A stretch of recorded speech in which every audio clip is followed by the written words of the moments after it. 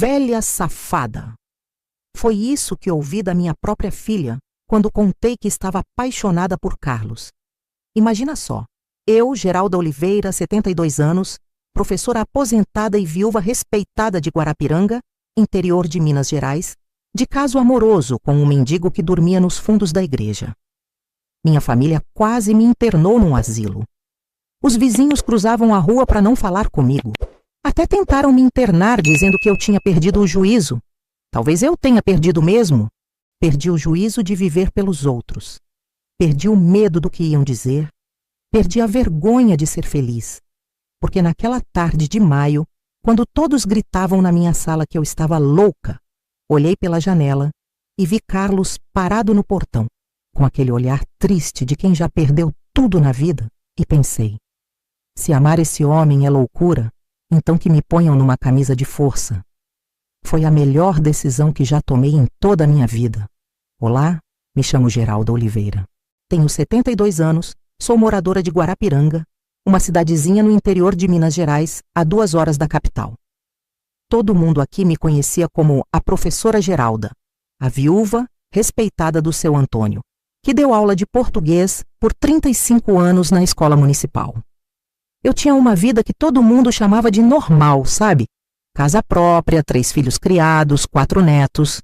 Acordava cedo, ia na padaria do seu Juvenal, cuidava das minhas plantas, via a novela das 9. Tinha minhas amigas do clube da terceira idade. Nada que chamasse atenção. Até que eu me apaixonei por um homem que vivia nas ruas. Pois é, eu, a dona Geralda, viúva respeitada, me apaixonei por um mendigo. E ninguém me perdoou por isso.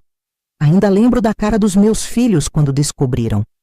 O Ricardo, meu mais velho, advogado, quase teve um troço. A Márcia, a do meio, que é secretária executiva, fingiu que eu tinha ficado maluca da cabeça. E o Júnior, que trabalha com informática, simplesmente não sabia onde enfiar a cara de tanta vergonha. Estavam todos na minha sala, me olhando como se eu fosse uma criminosa. A senhora não pode estar falando sério, mãe, o Ricardo gritava, andando de um lado para o outro como um louco. A senhora tem 72 anos. O que os vizinhos vão pensar? O que os meus colegas do escritório vão dizer? Como que a senhora vai receber um morador de rua dentro da sua casa? Mas essa história não começou assim, com essa gritaria. Começou com silêncio. O silêncio da minha casa, depois que o Totó, meu cachorrinho vira-lata de 15 anos, morreu. Eu nunca fui de reclamar da solidão. Meu marido, Antônio, tinha morrido fazia 8 anos. Os filhos, cada um com sua vida, me visitavam de vez em quando, mais em aniversário e Natal. Os netos, então, só apareciam quando precisavam de dinheiro ou de um lugar para ficar, quando brigavam com os pais. Só o Miguel, meu neto mais novo, filho do Ricardo, que às vezes aparecia sem motivo, só para conversar. O Totó era minha companhia de todo dia. Quando ele se foi, a casa ficou grande demais só para mim. Foi numa quarta-feira que tudo mudou. Eu tinha ido cedo na missa das 7, como sempre fazia. Depois passei na padaria, comprei meu pãozinho de queijo e fui sentar na pracinha em frente à igreja, como costumava fazer quando o tempo estava bom. A Praça Padre João era o coração da nossa cidade. Todo mundo passava por lá em algum momento do dia. Naquela manhã eu estava especialmente triste. Fazia uma semana que o Totó tinha partido e a ficha estava caindo. Sentei no meu banco de sempre, debaixo da mangueira grande, e abri meu jornal, mas não conseguia me concentrar. As letras embaçavam na minha frente. Foi quando percebi que estava chorando. Eu ali, uma senhora de 72 anos, chorando sozinha numa praça. Que vergonha! Tentei me recompor, enxugar as lágrimas com o lencinho que sempre carregava na bolsa, mas era como se uma torneira tivesse quebrado dentro de mim. A senhora está precisando de alguma coisa? Levei um susto. Não tinha visto ninguém se aproximar. Olhei para cima e vi um homem parado na minha frente. Devia ter uns 65 anos, cabelos grisalhos, barba por fazer. As roupas estavam surradas, mas limpas. Reconheci ele de vista. Era um dos moradores de rua que ficavam pela cidade. Nunca tinha falado com ele. Não, é só uma bobagem, respondi envergonhada. guardando o lencinho na bolsa. Ele ficou ali parado, me olhando com uma expressão que não tinha nada de pena. Era mais compreensão. Às vezes chorar é bom, ele disse com uma voz calma e educada que me surpreendeu. Segura tudo dentro da gente faz mal. Foi tão inesperado ouvir aquelas palavras vindas daquele homem que parei de chorar no mesmo instante. Não sei explicar direito, mas algo na maneira dele falar, no olhar, me deixou curiosa. Meu cachorro morreu, falei sem saber por que estava contando isso para um estranho. 15 anos comigo, era minha companhia. Ele balançou a cabeça entendendo. Difícil perder um amigo, disse ele, sem forçar conversa, nem se intrometer demais. Fiquei olhando para ele sem saber o que dizer. De perto dava para ver que não era um homem qualquer que vivia na rua. Tinha algo no jeito, na postura, no olhar. Quer sentar? Perguntei, indicando o espaço vazio do banco. Ele hesitou um momento. A senhora tem certeza? Tem gente que não gosta. Eu não sou gente, respondi sem pensar. Sou a Geralda. Vi um pequeno sorriso aparecer no canto da boca dele. E eu sou o Carlos. Foi assim que conheci o homem que ia virar meu mundo de cabeça para baixo. Naquele primeiro dia, não conversamos muito. Ele sentou na outra ponta do banco, respeitando meu espaço. Falamos do tempo, que estava bonito, mas logo ia esfriar porque junho estava chegando. Comentamos sobre as flores da praça que a prefeitura tinha plantado. Coisas assim. Depois de uns 20 minutos, ele agradeceu pela companhia e se foi. Voltei para casa me sentindo estranha. Era a primeira conversa que eu tinha, sem ser de compromisso, em semanas. Mesmo sendo com um desconhecido que vivia nas ruas, tinha me feito bem. No dia seguinte, nem pensei direito no assunto. Fiz minha rotina normal. Arrumei a casa, fiz almoço só para mim, assisti meu programa da tarde. No final do dia, resolvi voltar na praça quase sem perceber. E ele estava lá, no mesmo banco. Boa tarde, dona Geralda, ele disse quando me viu. Como se fosse a coisa mais normal do mundo. 2 conhecidos se encontrando. Boa tarde, seu Carlos, respondi sentando no banco, e assim começou. Todo final de tarde, depois do meu café, eu ia para a praça. E ele estava sempre lá. Aos poucos, nossas conversas foram ficando mais longas. Foi numa dessas tardes, acho que no nosso 5º ou 6º encontro, que descobri que Carlos não era um simples morador de rua como todo mundo pensava. Ele tinha sido professor universitário em Belo Horizonte, professor de literatura brasileira.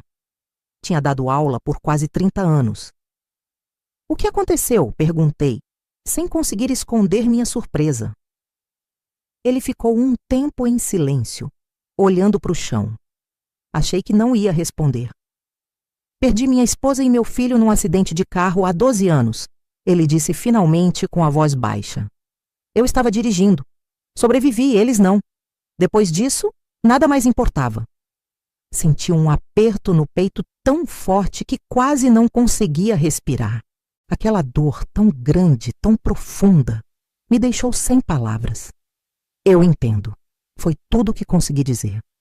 E era verdade. Não da mesma forma, claro. Meu Antônio tinha morrido de infarto durante o sono.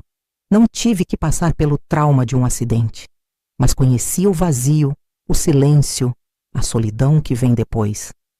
Foi a primeira vez que senti uma conexão verdadeira com alguém em muito, muito tempo.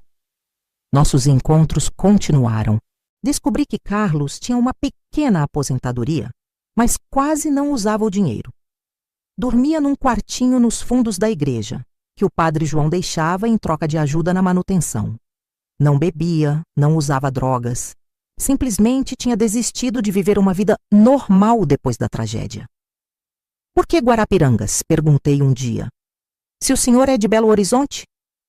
Vim parar aqui por acaso, ele disse. Estava andando sem rumo pelo interior, pegando carona. Um dia cheguei aqui e a cidade me acalmou de alguma forma. Aí fiquei.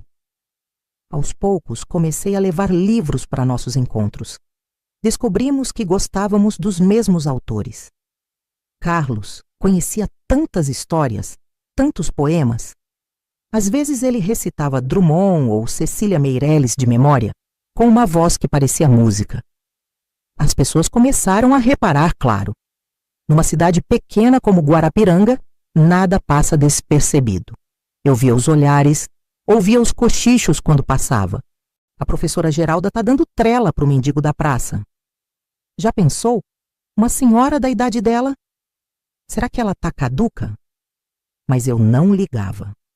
Pela primeira vez em anos, eu tinha alguém com quem conversar de verdade. Alguém que me entendia, que não me tratava como uma velhinha inútil, que não estava comigo por obrigação. Foi numa tarde de julho, com aquele friozinho gostoso de Minas, que percebi, estávamos discutindo sobre Grande Sertão, Veredas, do Guimarães Rosa, rindo de como a gente tinha interpretações diferentes de algumas passagens, quando olhei para o rosto dele iluminado pelo sol da tarde e senti um calor subir pelo meu peito. Meu Deus do céu! Eu estava me apaixonando pelo mendigo da praça. Naquela noite não consegui dormir. Fiquei pensando se tinha enlouquecido. Eu, Geralda Oliveira, viúva respeitada, professora aposentada, me apaixonando por um homem que vivia nas ruas? O que meus filhos iam dizer? O que a cidade inteira ia pensar? Mas aí lembrei do jeito que ele falava comigo, do respeito, da inteligência, da gentileza, do olhar dele quando me escutava, como se cada palavra minha fosse importante. E pensei, e se for? E se eu estiver mesmo apaixonada? Tenho 72 anos. Quanto tempo mais vou viver? 10 anos? 15 se tiver sorte. Vou passar esse tempo todo me preocupando com o que os outros pensam? No dia seguinte, voltei à praça. Meu coração batia tão forte que achei que ia ter um treco ali mesmo. Ele estava no banco, como sempre. Quando me viu, sorriu daquele jeito discreto. Trouxe um presente, falei antes que a coragem me abandonasse. Era um livro de poesia que tinha separado da minha estante. Ele pegou surpreso. Nossos dedos se tocaram por um instante. Obrigado, dona Geralda. Pode me chamar só de Geralda, falei, sentindo o rosto queimar como se fosse uma adolescente. Ele me olhou por um momento longo demais, como se estivesse entendendo algo novo sobre mim. Está ficando mais frio, ele disse depois de um tempo. A senhora, quer dizer, você não devia ficar tanto tempo sentada aqui no sereno. Podíamos tomar um café. As palavras saíram sem que eu planejasse. Na minha casa, amanhã, se o senhor quiser. O silêncio que se seguiu foi o mais longo da minha vida. Vi nos olhos dele a surpresa, a hesitação, talvez um pouco de medo. Finalmente, ele sorriu. Um sorriso diferente que chegou até os olhos. Eu gostaria muito, Geralda. E foi assim que começou de verdade. O mendigo da praça tomando café na casa da professora aposentada, conversando sobre livros, sobre a vida, sobre os sonhos que a gente teve um dia e que ficaram pelo caminho. Não aconteceu nada. Não naquele dia, nem nos próximos. Só conversávamos. Ele vinha 3 vezes por semana, sempre depois das 4 da tarde. Sentávamos na varanda dos fundos, onde ninguém da rua podia ver. Eu não estava escondendo nada. Só não queria dar o que falar antes do tempo. Foi quase um mês depois que peguei na mão dele pela primeira vez. Estávamos sentados lado a lado, vendo o pôr do sol no meu quintal. Ele contava sobre uma viagem que tinha feito a Portugal, antes da tragédia. De repente, sem pensar, coloquei minha mão sobre a dele. Carlos parou de falar no mesmo instante. Olhou para minha mão sobre a dele e depois para mim. Geralda, ele disse com uma voz que mal reconheci, preciso te dizer uma coisa. Meu coração gelou. Agora vem a rejeição, pensei. Ele vai dizer que sou uma velha tola. Eu não tenho nada para te oferecer, ele continuou. Sou um homem quebrado, um professor falido que desistiu de viver há muito tempo. Você merece coisa melhor. Senti lágrimas nos olhos. Eu não quero coisa melhor, respondi. Eu quero você. Do jeito que você é. Foi nosso primeiro beijo, um beijo de 72 anos com 65, um beijo com gosto de café, de tarde de domingo, de segunda chance. Não vou mentir. Foi estranho no começo. Fazia tanto tempo que não beijava ninguém, desde que Antônio morrera. Mas foi como se algo adormecido dentro de mim acordasse de repente. Carlos começou a vir todos os dias. Ajudava no jardim, consertava coisas pela casa, cozinhava para mim. Às vezes passávamos horas só conversando ou lendo em silêncio, um ao lado do outro. Era uma paz que eu não sentia há muito tempo. A cidade toda já comentava, claro. Minha amiga Zulmira, do Clube da Terceira Idade, veio me alertar que eu estava sendo vista com aquele homem da rua. Fingi surpresa, como se não soubesse do que ela estava falando. Ele não é da rua, Zulmira. É professor aposentado, respondi com a cara mais lavada do mundo. Ela não acreditou, é claro, mas também não insistiu. Eu sabia que a história logo chegaria aos ouvidos dos meus filhos. Só não esperava que fosse tão rápido, nem tão violenta a reação deles. Foi a Neuza, vizinha fofoqueira da frente, que deu com a língua nos dentes. Ligou para Márcia, minha filha, dizendo que estava preocupada comigo porque eu andava recebendo um morador de rua em casa todos os dias. No domingo seguinte, lá estavam os três na minha porta. Ricardo, Márcia e Júnior. 3 caras fechadas. Nenhum bom dia, mãe, direito. Precisamos conversar, disse Ricardo, entrando sem esperar convite. E foi aí que a tempestade começou. Quem viu a cara dos meus filhos naquela manhã nunca ia imaginar que eram pessoas educadas. Entraram na minha casa como se fossem fiscais da prefeitura, fazendo operação surpresa. Ricardo sentou no sofá da sala como dono. Márcia e Júnior ficaram em pé, me olhando como se eu tivesse cometido algum crime. Nem bom dia direito me deram. Ofereci café e bolo de fubá, tentando manter a educação, mas logo Ricardo foi direto ao ponto. Queria saber se era verdade que eu estava recebendo um mendigo na minha casa. Foi a palavra que ele usou, mendigo. Senti meu rosto esquentar de raiva na mesma hora. Expliquei com toda a calma que consegui reunir que Carlos não era mendigo. Era um professor universitário aposentado de Belo Horizonte, com 30 anos de carreira. Expliquei também que sim, ele vinha me visitar como amigo e que eu não precisava dar satisfações da minha vida para ninguém. Afinal, tenho 72 anos, sou vacinada e alfabetizada. Ricardo quase engasgou com minha resposta. Júnior, que estava calado até então, soltou uma risadinha nervosa. Márcia se aproximou com aquele jeito meloso que sempre usava quando queria me convencer de algo.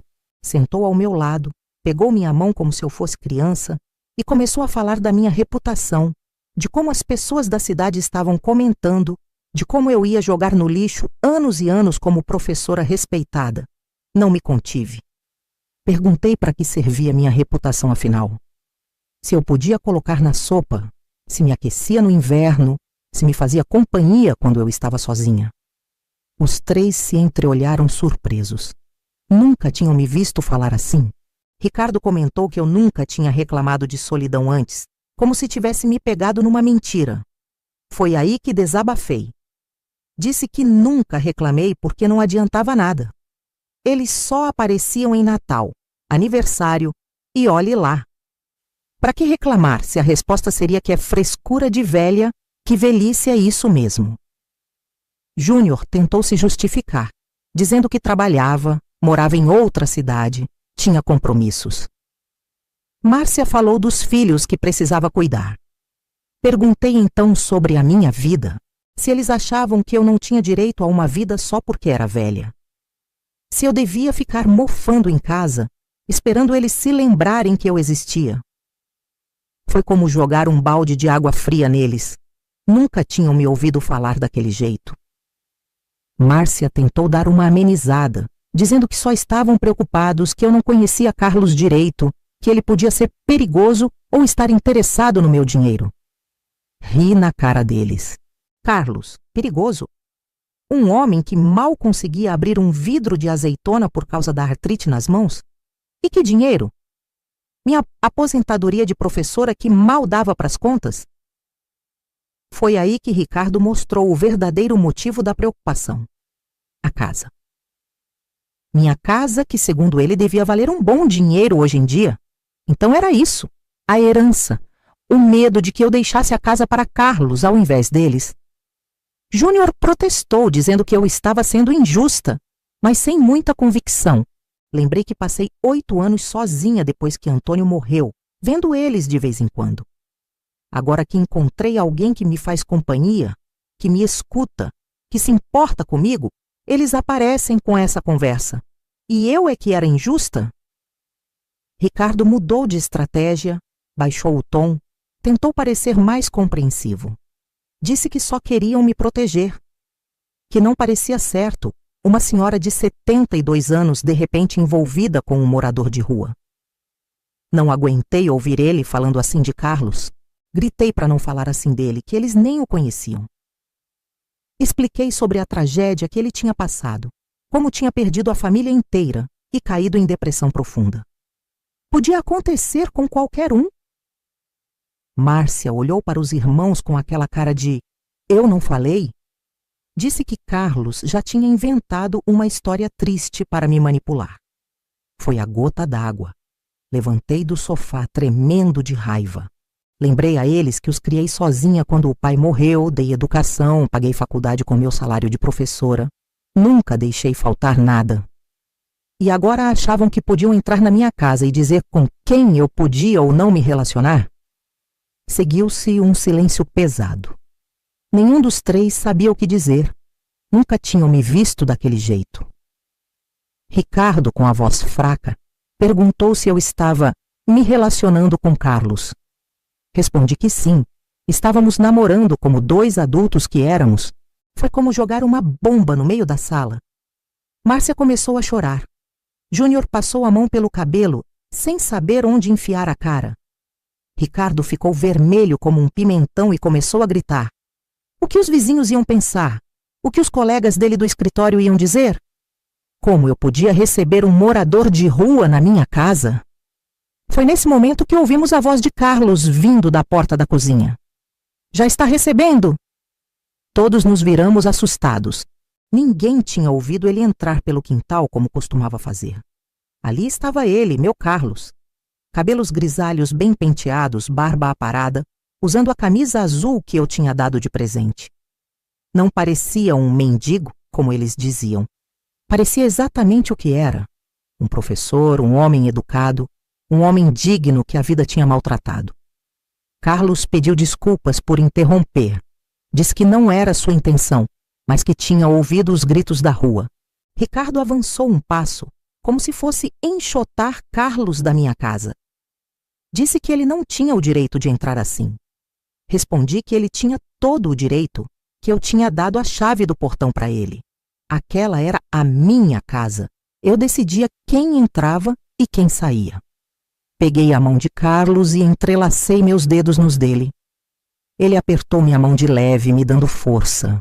Apresentei formalmente Carlos aos meus filhos, dizendo seu nome completo, que tinha sido professor de literatura na UFMG por 30 anos, escrito 2 livros, perdido a esposa e o filho num acidente, e que era o homem que eu amava. A reação deles foi exatamente o que eu esperava. Márcia sentou no sofá, como se as pernas tivessem fraquejado. Júnior olhava para Carlos como se estivesse vendo um extraterrestre. Ricardo continuava de pé, tenso como uma corda de violão prestes a arrebentar. Carlos os cumprimentou com uma educação que contrastava com toda a hostilidade deles. Disse que era um prazer conhecê-los, que eu falava muito deles, com muito carinho. Nenhum dos 3 respondeu. O silêncio era constrangedor. Carlos sugeriu voltar mais tarde, mas não deixei. Ele não tinha que sair. Eles é que tinham que aceitar.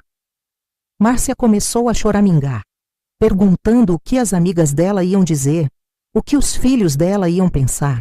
Respondi que eles estavam mais preocupados com o que os outros iam pensar do que com a minha felicidade. Eu nunca tinha me intrometido na vida deles. Nunca disse com quem deviam ou não se relacionar. Por que achavam que tinham esse direito comigo? Ricardo insistiu que era diferente porque eu era... Não terminou a frase, mas completei por ele. Velha. Era isso? Velhos não têm direito a amar, a ter companhia, a serem felizes? Carlos então sugeriu que eles fossem embora, pois eu estava ficando nervosa, e isso não fazia bem para minha pressão. Os três olharam para ele com raiva, como se ele não tivesse o direito de se intrometer. Ricardo disse entre dentes que ele não mandava ali. Respondi que nem ele, meu filho, mandava. Carlos estava certo, era melhor eles irem. Quando estivessem mais calmos, poderíamos conversar de novo. Eles não queriam ir. Tentaram argumentar mais, me fazer ver a razão, me convencer que eu estava cometendo o maior erro da minha vida. Mas eu estava cansada de me explicar, de me justificar.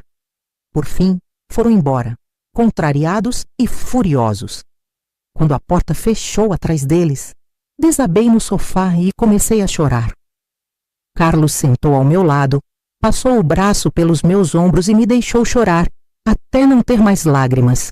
Disse que eles entenderiam um dia. Não tinha tanta certeza. Eles eram tão... Nem consegui terminar a frase. Carlos lembrou que eram meus filhos. Estavam protegendo o que achavam que era meu.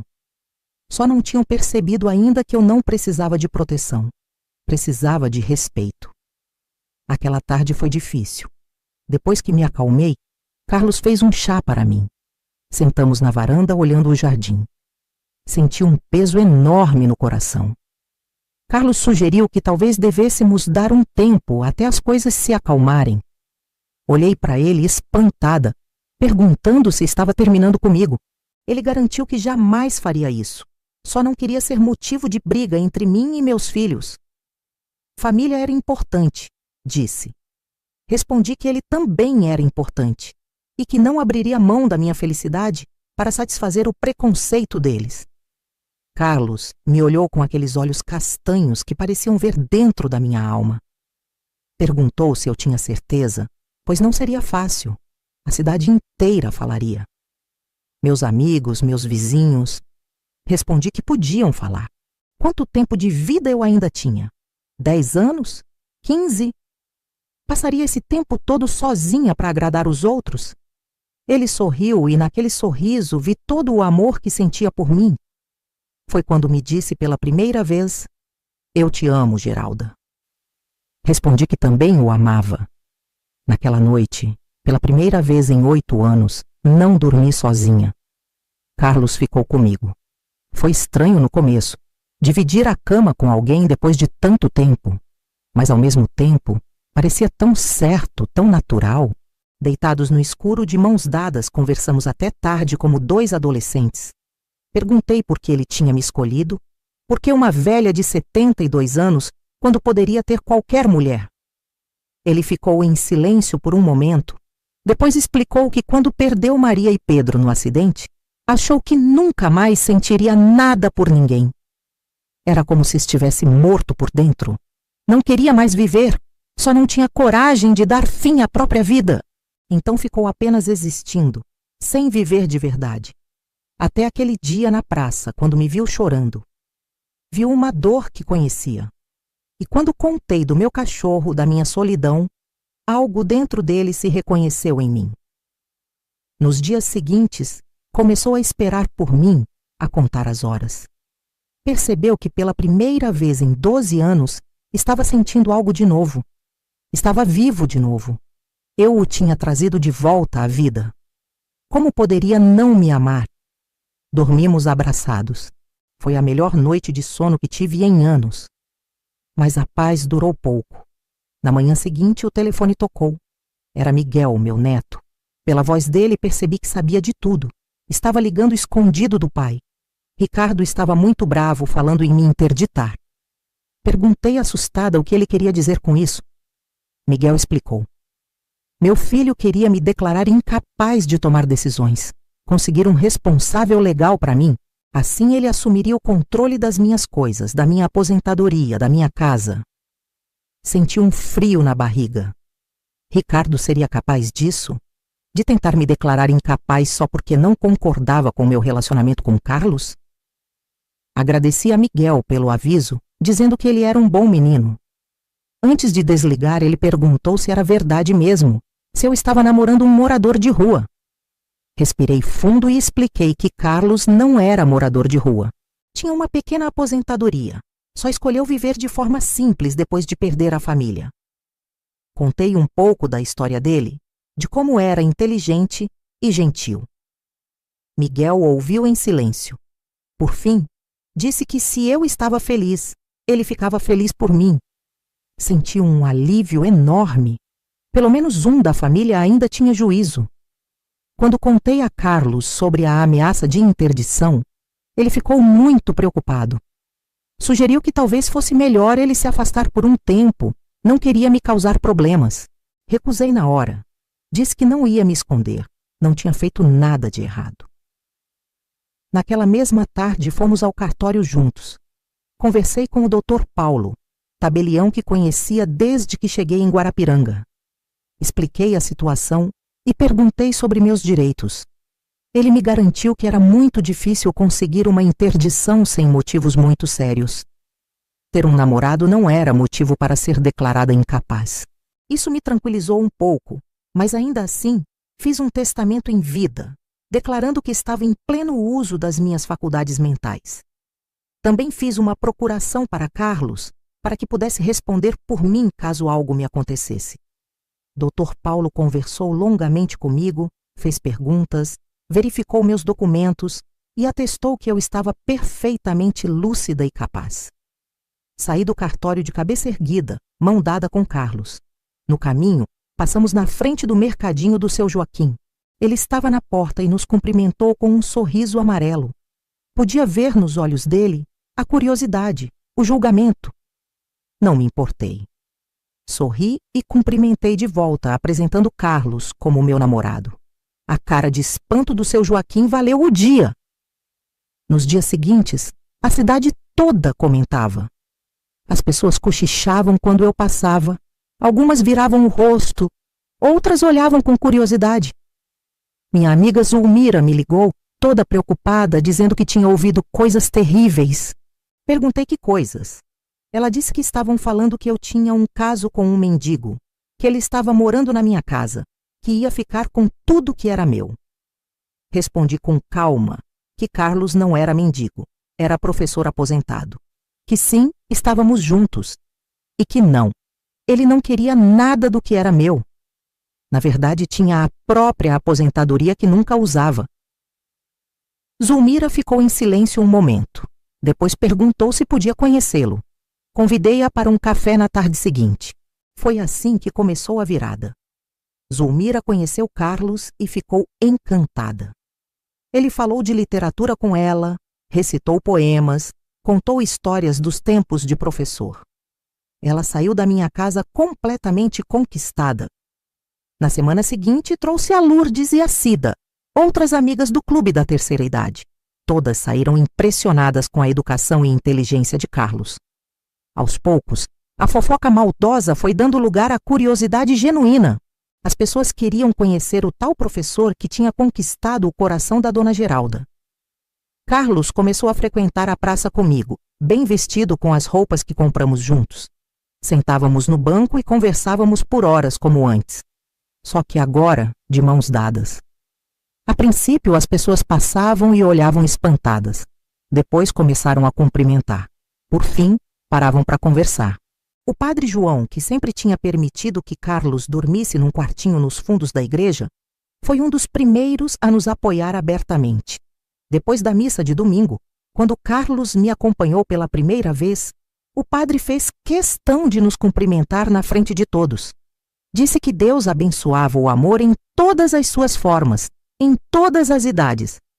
Aquilo calou muitas bocas maldosas. Afinal, quem ia contra a palavra do padre? Principalmente em Guarapiranga, onde a igreja ainda tinha muita influência. Os filhos, porém, continuavam irredutíveis. Ricardo não desistiu da ideia de me interditar. Chegou a consultar 2 advogados, mas ambos disseram a mesma coisa. Seria muito difícil conseguir uma interdição sem provas concretas de incapacidade mental. Namorar não era prova de loucura. Márcia adotou a estratégia do gelo. Parou de atender minhas ligações. Não me convidou para o aniversário do neto. Fingiu que eu não existia. Doeu muito, não vou negar. Mas eu não ia abrir mão da minha felicidade para agradar ninguém. Júnior ficou em cima do muro. Não me apoiava abertamente, mas também não me atacava. Ligava de vez em quando, perguntava como eu estava, mas evitava falar de Carlos. Era como se estivesse esperando para ver no que aquilo tudo ia dar. Miguel, meu querido neto, foi o único que ficou totalmente do meu lado. Vinha me visitar sempre que podia, escondido do pai. Fez amizade com Carlos, os dois discutiam literatura por horas. Carlos até ajudou Miguel com um trabalho da faculdade sobre Machado de Assis. O menino ficou impressionado com o conhecimento dele. 3 meses se passaram assim. Carlos praticamente morava comigo, mas ainda mantinha seu quartinho na igreja. Dizia que era importante termos nossos espaços. Eu sabia que, no fundo, ele ainda se sentia inseguro. Como se a qualquer momento eu pudesse mudar de ideia, voltar atrás. Foi numa tarde de domingo que tudo mudou. Estávamos voltando da missa de mãos dadas quando Carlos passou mal na rua. De repente, começou a suar frio. Ficou pálido e caiu sentado no meio-fio. Chamei socorro desesperada. O seu Nivaldo, dono da farmácia, veio correndo e ajudou a levar Carlos para dentro da farmácia. A pressão dele estava nas alturas. Chamaram uma ambulância, mas em cidade pequena como Guarapiranga, isso podia demorar horas. O Dr. Renato, médico aposentado que morava perto, ouviu a comoção e veio ver o que estava acontecendo. Examinou Carlos ali mesmo e disse que precisávamos levá-lo ao hospital imediatamente. Suspeitava de um princípio de infarto. O caminho para o hospital de Guarapiranga foi o mais longo da minha vida. Carlos estava consciente, mas com dor no peito, respirando com dificuldade. Segurei sua mão o tempo todo no carro do Dr. Renato, rezando baixinho. Quando chegamos, já tinha uma equipe esperando na emergência. Levaram Carlos para dentro e me mandaram ficar na sala de espera. As horas seguintes foram de pura agonia. Sentada naquela cadeira dura, olhando para as paredes brancas do hospital, me senti velha e impotente como nunca antes. E se eu o perdesse agora? Depois de tanto tempo sozinha, depois de finalmente encontrar alguém que me entendia, que me fazia feliz? Uma enfermeira me trouxe um copo d'água e perguntou se eu queria chamar alguém da família. Família. Meus filhos nem atendiam minhas ligações direito. Quem eu chamaria? Peguei o celular que Miguel tinha me ensinado a usar e liguei para o único número que me veio à cabeça, o dele. Miguel chegou em menos de meia hora. Entrou correndo na sala de espera, me abraçou forte e perguntou como Carlos estava. Não pude segurar as lágrimas. Disse que os médicos ainda não tinham me falado nada. Ele sentou ao meu lado, segurando minha mão. Naquele momento tive certeza que, não importava o que acontecesse com o resto da família, aquele menino era um presente do céu. Já estava escurecendo quando o médico finalmente apareceu. Meu coração quase parou quando vi sua expressão séria. Ele se apresentou como doutor Maurício, cardiologista. Explicou que Carlos tinha sofrido um infarto, mas que tinham conseguido estabilizá-lo. Agora estava sedado na UTI e precisaria ficar em observação por alguns dias. A senhora é parente?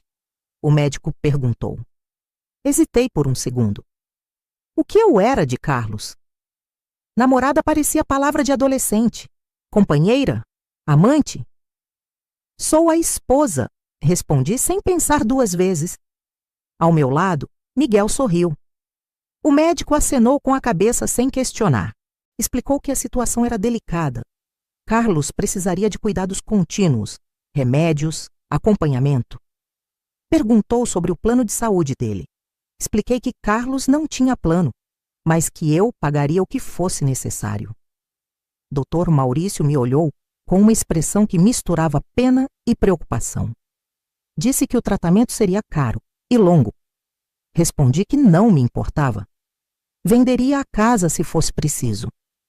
Miguel apertou minha mão, como se aprovasse minha decisão.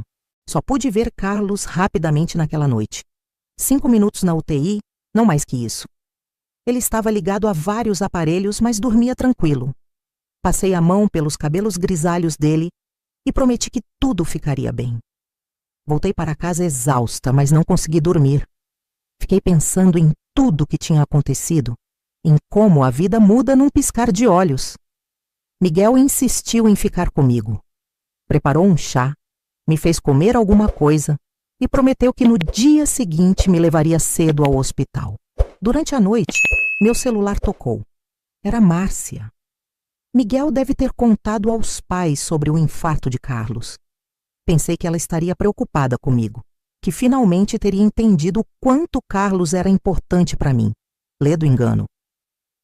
Mãe, você precisa pensar com clareza, ela disse, sem nem perguntar como eu estava.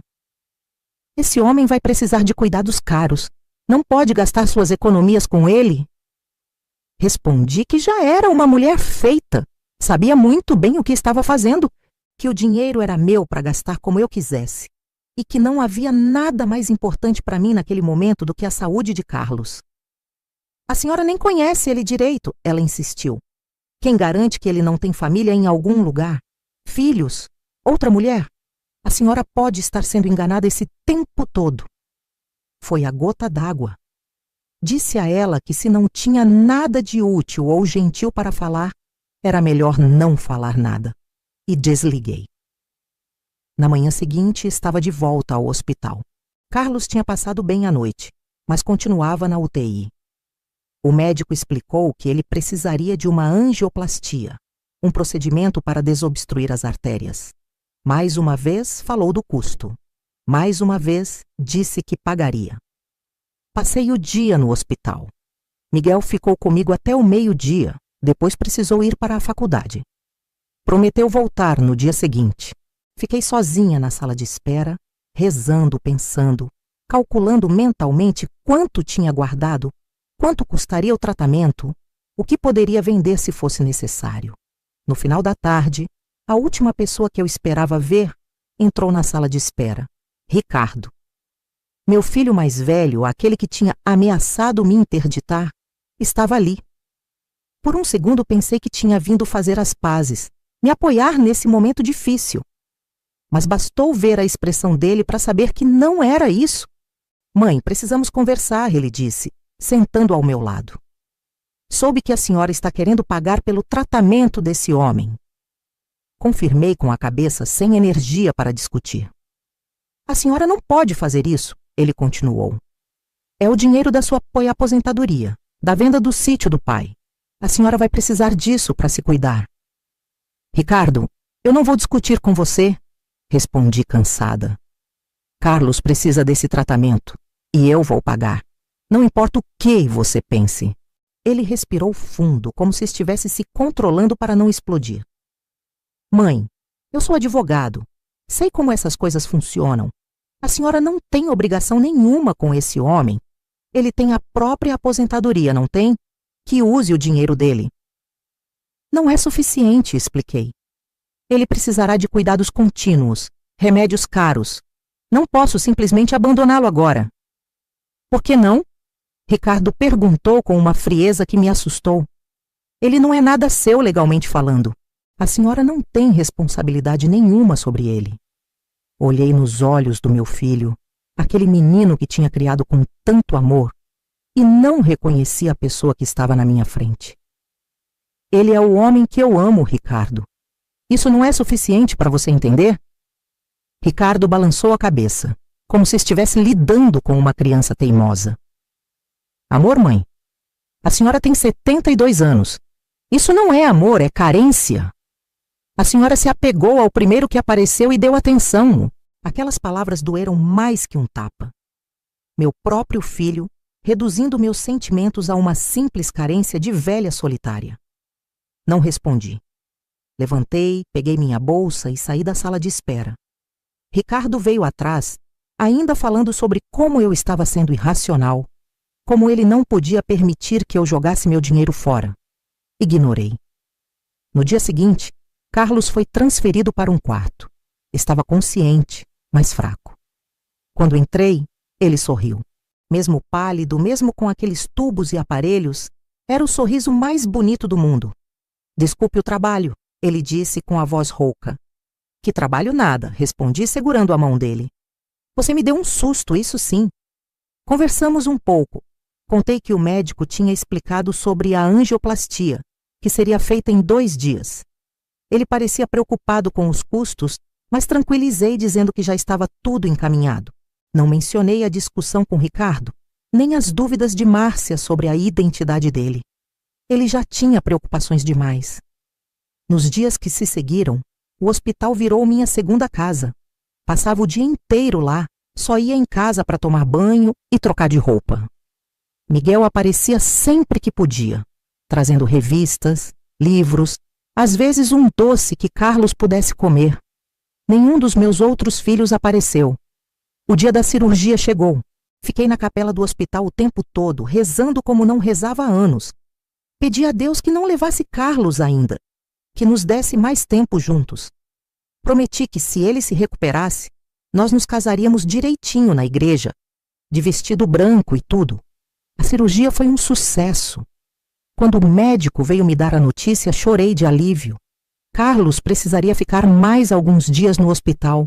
Depois teria uma longa recuperação em casa, mas o pior tinha passado. Foi quando recebi outra visita inesperada. Júnior, meu filho caçula, apareceu no hospital. Diferente de Ricardo, veio sozinho, sem fazer alarde. Parecia constrangido, como se não soubesse bem o que dizer. Como ele está? Perguntou, olhando para a porta do quarto onde Carlos descansava. Vai ficar bem, respondi, surpresa com o interesse dele. A cirurgia foi um sucesso. Júnior acenou com a cabeça, ainda desconfortável. Mãe, eu não sei o que dizer. Não sei se esse relacionamento é certo, se vai dar certo. Mas vi como a senhora ficou preocupada com ele. Como fez de tudo para ajudar. E pensei, se isso é amor de verdade, quem sou eu para julgar? Não consegui responder. Simplesmente abracei meu filho, chorando de emoção.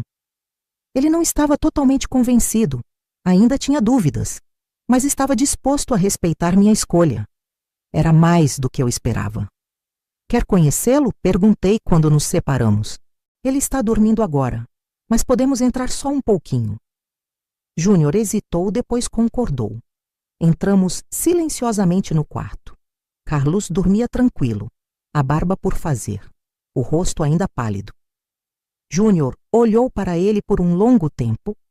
Ele parece normal, murmurou como se estivesse surpreso.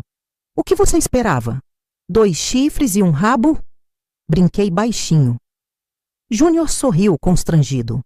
Ficamos mais alguns minutos ali em silêncio, depois saímos. A Márcia e o Ricardo estão furiosos, ele disse quando voltamos para o corredor. Acham que a senhora está sendo manipulada, que vai gastar todo o seu dinheiro com esse homem. E você, o que acha? Perguntei, olhando nos olhos dele. Acho que a senhora é adulta e sabe o que está fazendo. Ele respondeu depois de pensar um pouco. Se esse Carlos faz a senhora feliz, então, que seja. Não era exatamente uma bênção, mas era um começo. Júnior foi embora prometendo voltar outro dia quando Carlos estivesse acordado. Não sei se cumpriria a promessa, mas o simples fato de ter vindo já significava muito. Carlos ficou 2 semanas no hospital. Quando finalmente teve alta, a questão se impôs. Para onde ele iria? O quartinho nos fundos da igreja não tinha condições de abrigar alguém em recuperação de um infarto. Ele precisaria de cuidados constantes, uma cama confortável, alimentação adequada. Você vai para minha casa, é claro, falei sem hesitar. Já arrumei tudo. E era verdade. Com a ajuda de Miguel e, surpreendentemente, de Júnior, tinha transformado o antigo escritório de Antônio em um quarto para Carlos. Compramos uma cama hospitalar, providenciamos tudo o que ele poderia precisar. Carlos tentou protestar, dizendo que daria muito trabalho, que podia se virar sozinho, que não queria ser um peso. Não dei ouvidos, coloquei-o dentro do táxi e o levei para casa. A recuperação foi lenta. Nas primeiras semanas, Carlos passava a maior parte do tempo dormindo. Eu cuidava dele como uma enfermeira dedicada. Dava os remédios na hora certa, preparava comidas saudáveis, ajudava no banho quando ele estava muito fraco. Miguel aparecia todos os dias depois da faculdade. Ajudava no que podia. Às vezes trazia um amigo ou outro. Jovens que tratavam Carlos com respeito, que se interessavam pelas histórias dele sobre literatura, sobre seus tempos de professor. Júnior também cumpriu a promessa. Voltou para conhecer Carlos direito. Conversou com ele. No começo eram conversas tensas, formais. Mas aos poucos foi se soltando. Uma noite, vi os dois discutindo futebol animadamente. Júnior torcia para o Atlético, Carlos para o Cruzeiro. A rivalidade mineira serviu de ponte entre eles. Márcia manteve distância. Ligava de vez em quando para saber como eu estava, mas nunca perguntava por Carlos. Ainda assim, era um avanço. Pelo menos não estava mais me ignorando completamente. Ricardo foi o mais difícil. Não voltou ao hospital, não apareceu em casa. Soube por Miguel que ele estava convencido de que eu estava sendo enganada, que Carlos era um aproveitador que ia sugar minhas economias até o último centavo. Um dia, recebi uma carta oficial de um escritório de advocacia. Era uma notificação. Ricardo estava mesmo tentando abrir um processo de interdição contra mim. Alegava que eu não tinha mais condições mentais de administrar meus bens, que estava sendo manipulada por um estranho. Mostrei a carta para Carlos, que ficou arrasado. Mais uma vez, sugeriu ir embora. Disse que não queria causar essa ruptura na minha família. Mais uma vez, recusei. Disse que lutaria pelo nosso direito de ficarmos juntos. Procurei o Dr. Paulo, tabelião da cidade que já tinha me ajudado antes. Ele indicou uma advogada, doutora Amanda, jovem, mas muito competente. Ela analisou a notificação e me tranquilizou. Para conseguir uma interdição, Ricardo teria que provar que eu estava realmente incapaz. Teria que apresentar laudos médicos, testemunhas, e ela tinha certeza que não conseguiria nada disso. A senhora está perfeitamente lúcida, ela disse, depois de conversarmos por mais de 1 hora. Sabe exatamente o que está fazendo. Cuidar de alguém que a senhora ama não é sinal de insanidade. Muito pelo contrário. Marcamos uma consulta com um geriatra e um psiquiatra para obter laudos que comprovassem minha sanidade mental. Ambos me avaliaram minuciosamente e atestaram que eu estava em pleno uso das minhas faculdades mentais. Esses laudos seriam nossas armas contra o processo de Ricardo. Enquanto isso, Carlos melhorava a cada dia. Depois de 1 mês, já conseguia andar pela casa, ajudar em pequenas tarefas. Voltou a ler muito, a escrever um pouco. Descobri que, antes da tragédia, ele estava escrevendo um livro sobre Guimarães Rosa. Agora, retomava o projeto aos poucos. Foi nessa época que tomei uma decisão. Se Ricardo queria guerra, teria guerra. Mas seria do meu jeito. Liguei para os 3 filhos e convidei-os para um almoço em casa. Disse que era importante, que precisávamos conversar como família. Para minha surpresa, todos aceitaram, até Ricardo. Talvez estivessem curiosos, talvez pensassem que eu finalmente tinha voltado à razão. Pouco importava. Eu tinha um plano. No domingo combinado, preparei uma macarronada, o prato favorito dos meus filhos desde pequenos. Júnior chegou primeiro, trazendo um vinho. Márcia veio com o marido, sem os filhos. Ricardo chegou por último, sério, formal, como se estivesse indo para uma audiência. Carlos ficou no quarto durante o almoço. Tínhamos combinado assim. Primeiro eu conversaria com meus filhos, amoleceria o terreno, depois o chamaria. O almoço começou tenso. Conversas sobre o tempo, sobre banalidades. Júnior tentando descontrair, Márcia respondendo por monossílabos, Ricardo praticamente mudo. Quando terminamos de comer, era hora de ir ao que interessava. Filhos, comecei, olhando cada um nos olhos. Vocês sabem por que os chamei aqui hoje. Precisamos resolver essa situação. Ricardo se ajeitou na cadeira, pronto para argumentar. Levantei a mão, pedindo que me deixasse continuar. Sei que vocês estão preocupados comigo, que acham que estou sendo manipulada, que vou perder tudo que tenho. Entendo isso. Vocês querem me proteger. E agradeço. De verdade. Mas preciso que entendam uma coisa. Eu não preciso de proteção. Preciso de respeito. Fiz uma pausa, tomando um gole de água.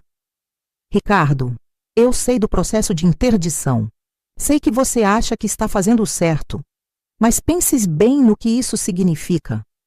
Você quer tirar de mim o direito de decidir sobre minha própria vida.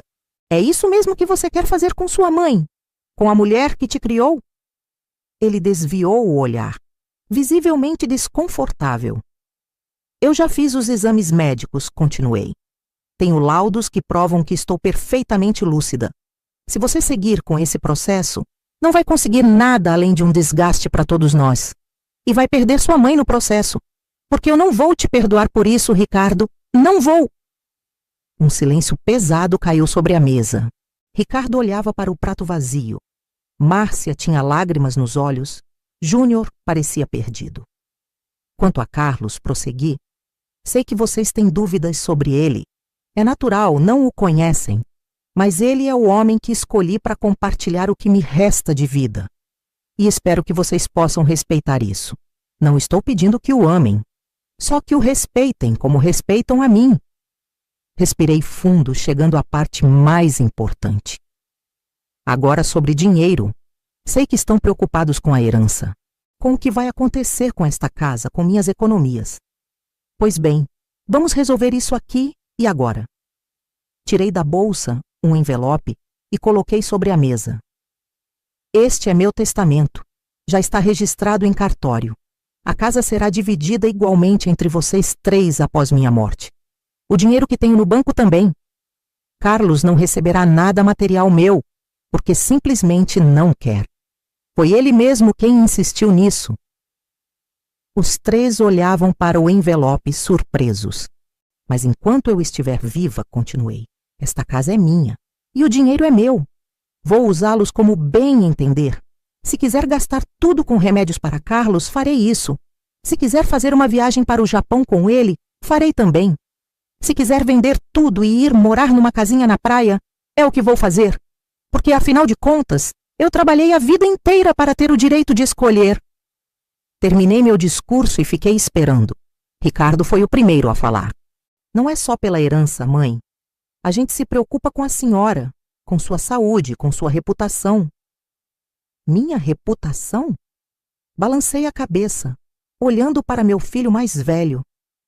Ricardo, eu dei aula nessa cidade por 35 anos. Todo mundo me conhece, me respeita. Já estou com 72 anos. Se eu não posso viver do meu jeito agora, quando vou poder?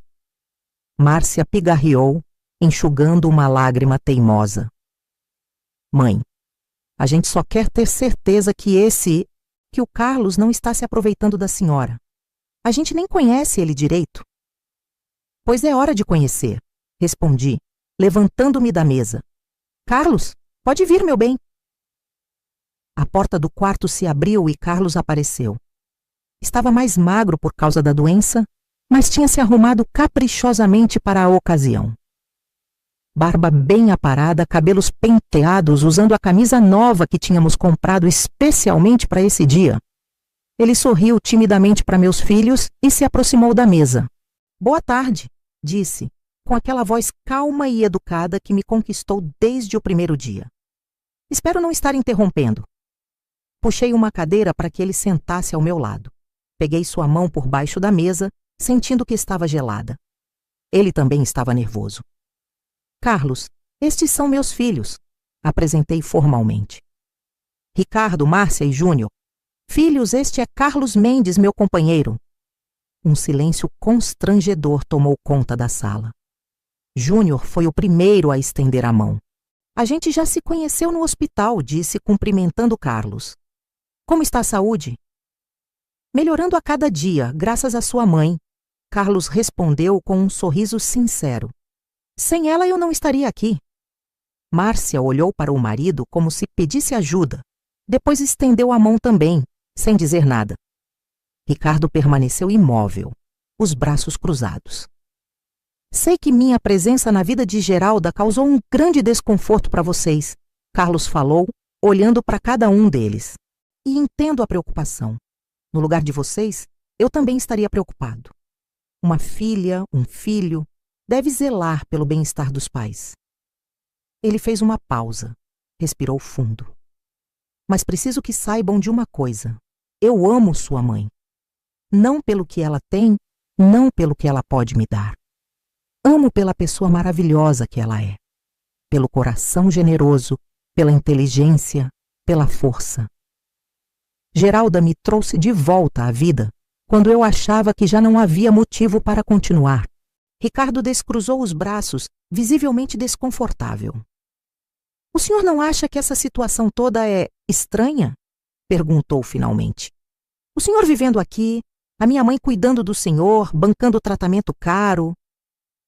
Acho, Carlos respondeu, surpreendendo a todos com sua honestidade. Acho muito estranho que o destino tenha cruzado nossos caminhos dessa forma. Acho estranho que depois de tantos anos de escuridão, eu tenha encontrado luz novamente. E entendo que pareça suspeito, mas os sentimentos mais verdadeiros muitas vezes não seguem a lógica que esperamos. Servi café para todos. A conversa fluiu aos poucos. Carlos contou um pouco de sua história, de como era professor universitário em Belo Horizonte, de como perdeu a esposa e o filho no acidente, de como a depressão o levou a abandonar tudo. Falou de seus livros publicados, de seus alunos, dos anos que passou vagando sem rumo pelo interior de Minas até chegar a Guarapiranga. Ricardo perguntou sobre a aposentadoria dele, sobre os bens que tinha deixado para trás. Carlos explicou que recebia uma pequena aposentadoria como professor, que mal usava. Que tinha vendido o apartamento em Belo Horizonte anos atrás e doado quase todo o dinheiro para instituições de caridade. Guardara apenas o suficiente para suas necessidades básicas, que eram poucas. Por que o senhor não usava sua aposentadoria? Márcia perguntou curiosa. Porque não via motivo, Carlos respondeu, com uma honestidade que doía. Estava apenas esperando o tempo passar. Comia no refeitório da igreja, em troca de pequenos serviços que fazia. Dormia num quartinho nos fundos. Não precisava de mais nada. E agora? Ricardo insistiu. Agora o senhor precisa de tratamento caro, de cuidados, e minha mãe está bancando tudo isso. Agora tem um motivo para viver, Carlos disse, olhando para mim com tanto amor que senti meu coração apertar. E sim, sua mãe está me ajudando com os custos do tratamento. Tentei recusar, mas ela é teimosa demais. Sorri para ele, apertando sua mão. Mas assim que estiver totalmente recuperado, voltarei a trabalhar, ele continuou. Já recebi um convite para dar aulas de literatura na escola municipal. E estou terminando um livro que comecei há muitos anos. Com sorte, conseguirei publicá-lo. A tarde avançou. A conversa foi ficando mais leve. Carlos tinha esse dom de encantar as pessoas quando lhe davam a chance. Contou histórias de seus tempos de professor. Falou de literatura com uma paixão contagiante. Aos poucos, vi meus filhos se rendendo. Até Ricardo, o mais durão, sorriu algumas vezes. Quando já estava escurecendo, eles se prepararam para ir embora. Júnior abraçou Carlos na despedida sem constrangimento. Márcia deu um beijo rápido em sua bochecha, ainda um pouco reservada. Ricardo estendeu a mão formalmente, mas pelo menos não estava mais hostil. Mãe, Ricardo disse quando já estavam na porta, sobre aquele assunto legal que conversamos. Vou pensar melhor. Entendi o que ele queria dizer. Estava reconsiderando o processo de interdição. Era um começo. Quando ficamos sozinhos, Carlos e eu sentamos na varanda como fazíamos todas as noites. A lua estava cheia, iluminando o jardim. Ficamos um tempo em silêncio, saboreando a paz depois da tensão daquele dia. Acho que foi melhor do que esperávamos, ele comentou segurando minha mão. Melhor do que eu temia, com certeza, concordei. Mas ainda vai levar tempo até eles se acostumarem completamente. Tempo é o que não temos muito, Carlos disse com um suspiro. Mas vamos aproveitar cada dia, não é? Aquela frase ficou ecoando na minha cabeça por dias. Tempo é o que não temos muito, era verdade. Na nossa idade, cada dia era um presente. E eu não queria mais desperdiçar nenhum segundo. Na semana seguinte, fui ao cartório novamente. Desta vez com outro objetivo. Conversei longamente com o Dr. Paulo sobre a possibilidade de Carlos e eu nos casarmos. Ele explicou todos os trâmites, as documentações necessárias. Não seria complicado, apenas burocrático. Naquela noite, preparei um jantar especial. Coloquei a toalha de mesa bonita, acendi velas, abri uma garrafa de vinho que guardava para ocasiões especiais. Carlos percebeu que havia algo diferente, mas não comentou nada. Durante a sobremesa, um pudim de leite, que era a especialidade da minha mãe, respirei fundo e tomei coragem. Carlos, tenho uma coisa para te perguntar. Ele levantou os olhos da sobremesa curioso. Você se casaria comigo? A colher que ele segurava caiu sobre o prato com um tilintar. Seus olhos se arregalaram surpresos. Geralda, você está falando sério? Nunca falei tão sério na minha vida, respondi, o coração aos pulos. Mas por quê? Já estamos juntos, já moramos na mesma casa. Porque quero fazer as coisas direito. Quero que você seja meu marido perante a lei, perante Deus, perante todos. Quero que ninguém possa questionar seu lugar na minha vida. Nunca mais. Ele ficou em silêncio por um momento, processando minhas palavras. Então, vi seus olhos se encherem de lágrimas. Geralda, ele disse com a voz embargada, você me daria a honra de ser minha esposa? Rimos juntos da inversão dos papéis. Ele se levantou, contornou a mesa e me abraçou. Ali mesmo, fizemos planos para um casamento simples, apenas com os mais próximos. No fundo, eu sabia que estava correndo contra o tempo, contra o preconceito, contra tudo e todos. Marquei a data para 2 meses depois. Tempo suficiente para organizar tudo, para Carlos se recuperar mais, para meus filhos digerirem a ideia. Quando contei a eles, as reações foram variadas. Júnior pareceu genuinamente feliz por mim. Disse que estaria lá, me apoiando. Márcia ficou chocada, mas não se opôs abertamente. Ricardo. Bem, Ricardo não atendeu minhas ligações por 2 semanas. Quando finalmente falamos, ele estava frio, distante. Disse que precisava pensar se viria ao casamento. A notícia se espalhou rapidamente pela cidade. Dona Geralda, a professora aposentada, ia se casar com o mendigo da praça. As línguas ferinas não perdoaram, mas para minha surpresa, muita gente nos apoiou. Minhas amigas do clube da terceira idade, os comerciantes do centro, ex-alunos que ainda moravam na cidade. O padre João, que a princípio hesitou, acabou aceitando realizar a cerimônia depois de conversar longamente comigo e com Carlos,